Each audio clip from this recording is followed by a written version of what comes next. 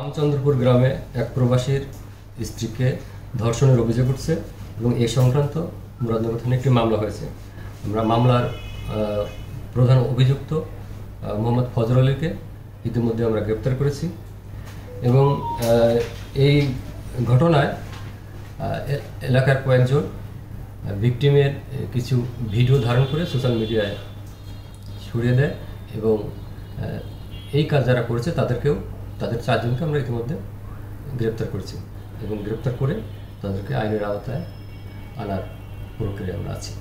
আমরা জেনেছি উনি ওনার শ্বশুরবাড়ি থেকে বাপের বাড়ি আসছিলেন এবং গত পরশুদিন রাতে এই ঘটনা ঘটে এবং এলাকার কিছু লোক সেটা জানতে পেরে এই ফজর আলীকে মারধর করে এবং এক পর্যায়ে সে পালিয়ে যায়।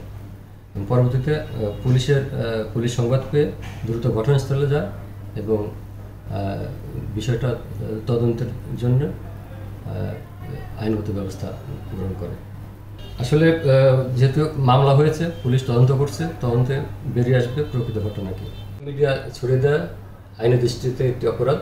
আমরা ইতিমধ্যে যারা এই কাজটি করেছে তাদেরকে আটক করতে পেরেছি এবং তাদের বিরুদ্ধে প্রচলিত আইন অনুযায়ী ব্যবস্থা গ্রহণ করা হবে। ধন্যবাদ। আমরা এতটুকু বলবো, যারা এই ধরনের ভিডিও মোবাইলে ধারণ করে সোশ্যাল মিডিয়ায় ছড়িয়েছে, এটা একটি অপরাধ। তাদের বিরুদ্ধে আমরা আইনগত ব্যবস্থা গ্রহণ করব প্রচলিত আইন অনুযায়ী এবং যারা এই কাজটি করেছে ইতিমধ্যে তাদের চারজনকে আমরা আটক করতে সমর্থ হয়েছি। ধন্যবাদ।